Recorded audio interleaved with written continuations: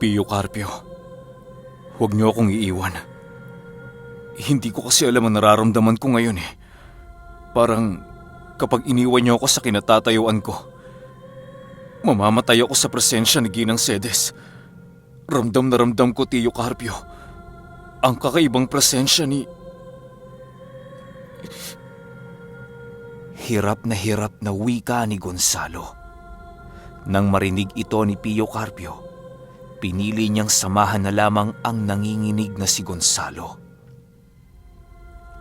Halos hindi kasi maikubli ni Gonzalo ang panginginig noon ng kanyang katawan. Nahihirapan na noong maglakad si Gonzalo na siyang labis na ipinagtaka ng mga kasama ni Pio Carpio. Kahit ang natatangi kasing abilidad ng isang gabunan ay hindi umubra sa presensya ng bahay ni Ginang Cedes. Sa paglapit ng mga kaanib ni Pio Carpio sa bahay, agaran din silang kumatok sa pinto ng tahanan ni Ginang Cedes upang magbigay galang. Sa pagkatok nila sa pinto, wala ni isang tao ang nagbukas sa kanila ng tahanan. Ilang oras din silang naghintay sa pamamahay ni Ginang Cedes, pero bigo ang mga ito na matagpuan ang kanilang pinuno. Dahil sa wala namang tao sa pamamahay na yon, pinili nilang maghintay hanggang sa sumapit ang gabi. Sa pagsapit ng gabi noong mismong araw, biglang napatayo sila Pio Carpio nang may nasipat silang isang taong naglalakad papalapit sa pamamahay ni Ginang Cedes.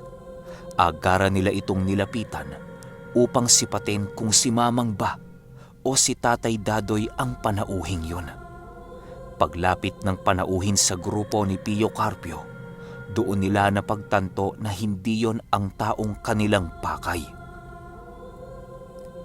Nang makalapit na sa kinaroroonan nila Gonzalo ang panauhin, pinili nilang tanungin ito kung meron itong nalalaman sa kinaroroonan nila Ginang Cedes. Ginoo, kilala niyo ho ba ang taong naninirahan sa bahay na ito? Tanong ni Pio Carpio. Oo, kilala ko po si Mamang. Bakit ho? Ano po bang pakay ninyo? Tanong naman ng lalaki. Mga kasamahan niya ho kami. Bibisita lang sana. Sagot naman ni Pio Carpio. Nang marinig ito ng lalaki, halos hindi muna ito nakasagot at para bang meron itong iniisip. Ilang minuto pa ang lumipas, nagwika ang lalaki ng, "Naku, wala na ho dito sila Mamang eh. Siguro ho, meron yung ginagamot o di kaya may pinuntahang lugar. Pero sa ngayon, hindi ko alam kung kailan sila babalik." Dahil sa narinig noon nila Pio Carpio, doon nila napagtanto na abala pala si Ginang Cedes sa kanyang trabaho. Pinili nilang huwag na lamang itong istorbohin upang maituon nito ang kanyang wisyo sa kanyang pasyente. Kasabay ng pag-alis noon ng lalaki ay ang pagpasya nila Pio Carpio na tumungo na sa Siocon kinaumagahan. Hindi sila pwedeng magsayang ng oras sa Siraway, gawa ng marami pa silang trabahong naiwan sa kani-kanilang mga baryo.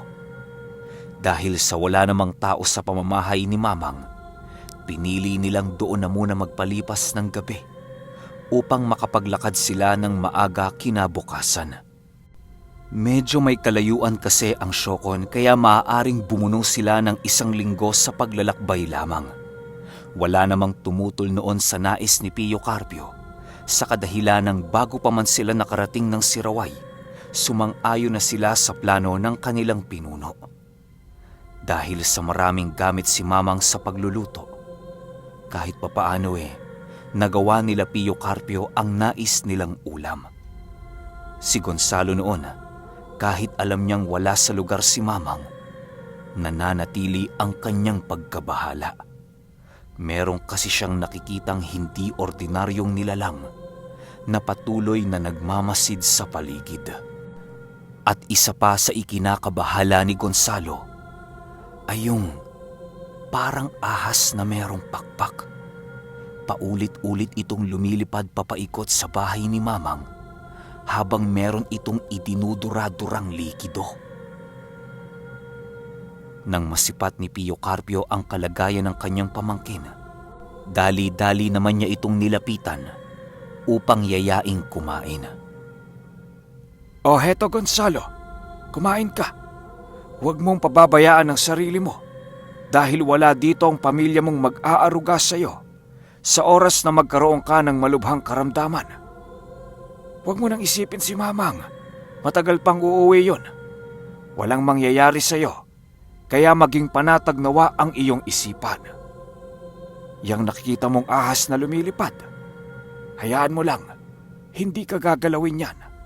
Isa yan sa mga bantay ni Mamang. Kahapon pa lang ay nakausap ko na yan. Hindi tayo gagalawin yan. Wika dito ni Pio Carpio. Pagtingin ni Gonzalo kay Pio Carpio, pinili nitong kunin ang iniaabot sa kanyang pagkain kesa sumagot pa sa kanyang tsuhin. Kahit hindi siya noon nakakalunok ng pagkain, pilit niya pa rin itong inilalagay sa kanyang sikmura. Matapos nilang kumain, pinili ng kanilang grupo ang inumin ng kanilang natitirang tuba sa kanilang paglalakbay patungo ng Siraway. Habang tumatagal ang kanilang pag-iinuman, unti-unti nang nawawala ang kaba ni Gonzalo dahil sa espiritu ng alak. Kahit papaano, nakakalimutan na niya ang kanyang pagkabahala kay Mamang dahil na rin sa pagiging abala niya sa pakikipag-usap. Hindi pa noon nagkwento si Pio Carpio, gawa ng puro nakakatawang bagay lamang ang nais nitong pag-usapan. Habang nag-uusap sila Gonzalo, biglang napatahimik sila nang tumigil sa pagsasalita si Pio Carpio. Animoy, meron kasi itong nasilayan noong mga oras na yon na siyang kumuha ng atensyon ni Pio Carpio. Nang masipat ni Gonzalo ang kakaibang kinikilos ni Pio Carpio, pinili niyang sipatin ang tinitingnan nito. Sa pagsipat ni Gonzalo sa isang puno, laking gulat na lamang niya nang may masipat siyang isang taong nakatungtong sa sanga ng isang puno habang ito ay nagmamasid sa kanilang ginagawa. Hindi gaanong kataasan ang taong iyon at sa unang sipat dito ni Gonzalo, alam niyang hindi ito normal. Maliban sa hindi ito gaanong kataasan, meron itong namumulang mga mata at mahahabang balbas. Nagsisitalasan din ang mga kuko nito sa paa at sa kamay at wala itong kasuotan. Habang patuloy itong nagmamasid sa kanilang kinaroroonan, biglang tumayo si Pio Carpio habang nag-uusal. Dahil sa ginawa noon ni Pio Carpio, naalarma na ang mga kasamahan nito na merong hindi kaaya-ayang nilalang ang umaaligid sa paligid. Agaran din naman silang nagsitayuan upang sipatin ang kung anumang nilalang ang nasilayan ng kanilang pinuno. Dahil sa may kalapitan lang sa pangkat nila Gonzalo ang nilalang, agad din naman nila itong nasilayan. Nang makita ito ng mga albularyo, dahan-dahan ang paglakad nito papalapit sa nilalang. Ilang minuto lang ang lumipas, tuluyan na ngang nalapitan nila Samuel ang nilalang. Nang akmang huhulihin na nila ito, bigla itong tumalon sa talahiban at kumaripas ng takbo. Sa lugar na tinungo ng nilalang na yon, laking gulat na lamang nila Gonzalo nang masipat nila ang grupo ng kauri nito. Nakatingin ito sa kanilang kinaroroonan habang hindi ito nakikitaan ng paggalaw nila Gonzalo. Nang masipat ni Pio Carpio yung grupo pala ang nilalang na yon, pinili niyang lumapit na rin sa kinaroroonan nila Samuel. Samuel, maghanda ka. Maaring iisa yan sa mga kalaban nila Mamang sa lupaing ito. Ihanda niyo ang inyong mga karga at huwag kayong maging panatag sa ating mga kalaban. Maaring maliit sila kung titingnan pero hindi dapat ipagsawalang bahala na isa yan sa mga kalaban nila Mamang. At ang kalaban nila Mamang ay paniguradong nagtataglay ng hindi masukat na kapangyarihan. Hindi ko alam kung anong lahi ng mga yan, pero alam ko, maraming katakot-takot na aswang ang nakatira dito sa Siraway. Wika ni Pio Carpio. Sige ho, Ermitanyong Carpio. Huwag kayong mag-alala. Nakahanda kami sa kahit na anong mangyari. Sagot naman ni Samuel. Matapos nilang makapag-usap, dahan-dahan na din silang naglakad papalapit sa mga ito. Habang naglalakad sila Pio Carpio, panay ang pagkarga ng mga ito ng kanilang mga bakod at puder sa kanilang mga katawan. Si Gonzalo noon, hindi pa nagpalit ng kanyang kaanyuan, gawa ng masyado siyang nababahala sa kanilang kinaroroonan. Iniisip kasi noon ni Gonzalo na kapag nagpalit siya ng kaanyuan at nakita siya ni Mamang o ni Dadoy, maaaring yun na din ang katapusan ng kanyang buhay. Hindi niya maaaring ipagsawalang bahala ang kanyang mga haka-haka tungkol sa mga maaaring mangyari. Nang masipat ni Pio Carpio ang labis na pagkabahala ni Gonzalo, pinili niyang intindihin na lamang ito. Ilang minuto pa ang lumipas. Medyo nakakalapit-lapit na nga sila Pio Carpio sa mga nilalang. Sa paglapit nila sa mga nilalang na yon, doon nila nasilayan ang alaga nitong sigbin na kulay kayumanggi at kulay puti. Dahil sa taas ng tensyon noon sa paligid, wala kahit ni isa sa pangkat ni Pio Carpio ang nagawang magsalita. Ang tanging ginagawa lamang ng mga yon ay ang panoorin ang mga nilalang sa kanilang mga kakaibang galaw. Ang iba sa mga ito ay tumutuwad-tuwad at ang iba naman ay naghuhukay sa lupa. Dahil sa maliwanag noon ang buwan, kitang-kita nila Pio Carpio ang buong anyo ng mga ito. Doon din nila napagtanto na ang mga nilalang na yon ay walang anino. Dahil sa mga nasilayan nila Pio Carpio, mas lalo pa silang nabahala sa kanilang sitwasyong kinakaharap. Kung hindi nyo kasi na itatanong, ayon sa paniniwala nila Pio Carpio, mas malakas ng ilang beses ang mga nilalang na walang anino. Dahil sa mga nasilayan noon ni Pio Carpio, pinili niyang tawagin ang Gudor upang maging kasangga nila sa nalalapit na labanan. Paglitaw ng Gudor sa harapan ni Pio Carpio, bigla itong ibinigay sa kanya ang mutya ng palakol na pagmamay-ari niya. Nang masipat ito ng mga nilalang, agaran din itong nagsipaghanda sa nalalapit na labanan.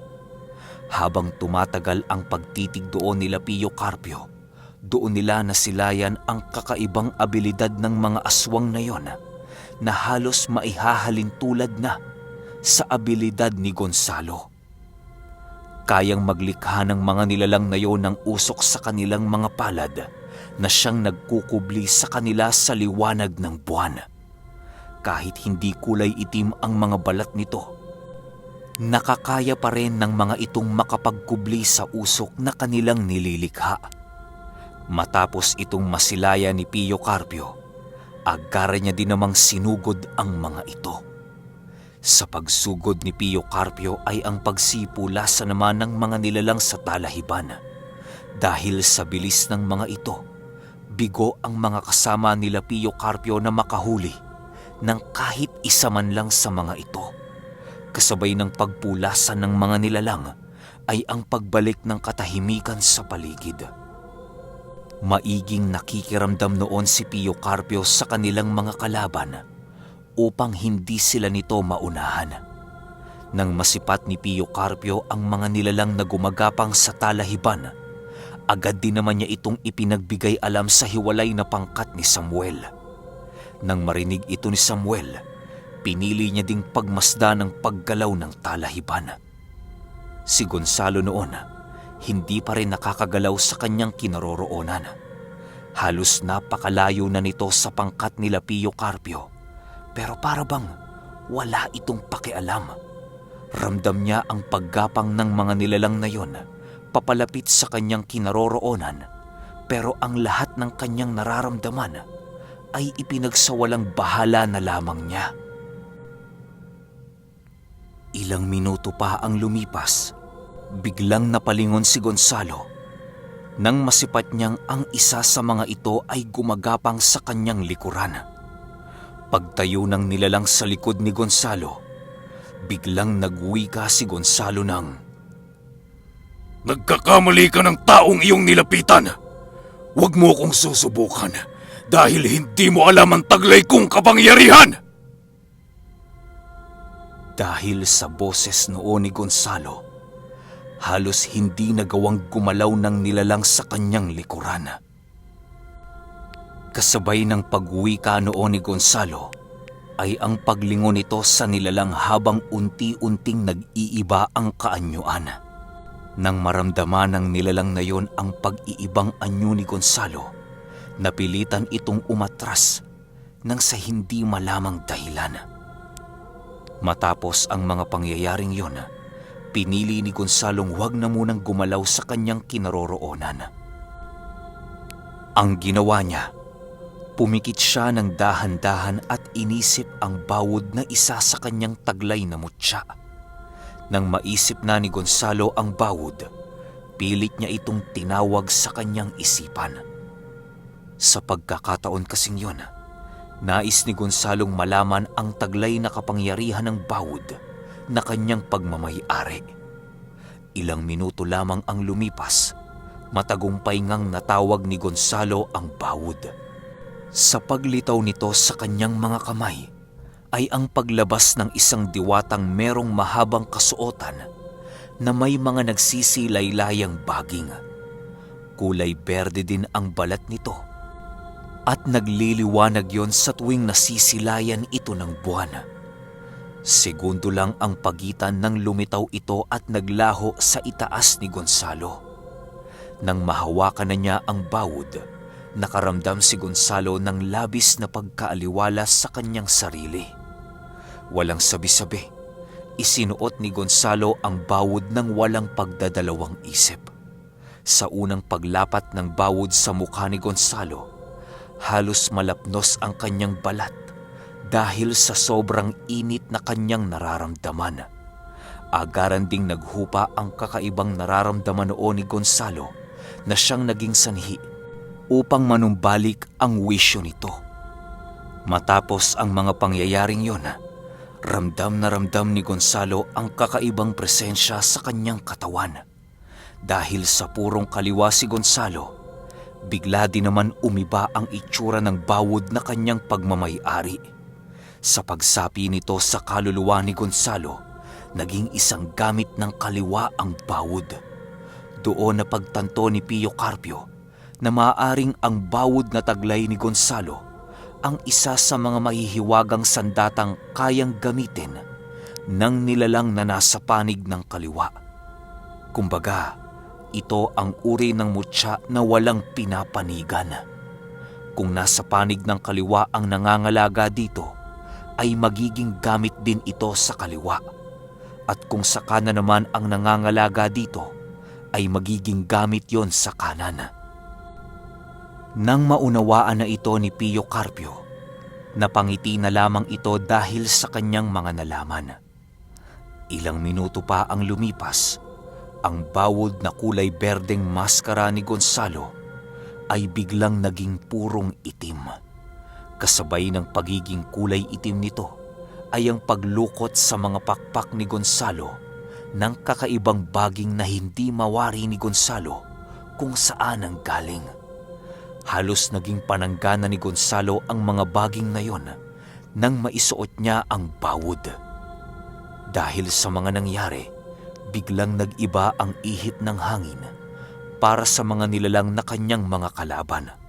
Walang sabi-sabi, agaran itong nilusob ni Gonzalo ng walang pagdadalawang isip. Kahit anong pilit ng mga itong magkubli sa usok na kanilang nililikha, hindi yon umubra sa bagong abilidad na taglay ni Gonzalo. Halos ang lahat ng nadadakip ni Gonzalong kalaban nila ng kanilang grupo ay agad na namamatay dahil sa lakas niyang taglay.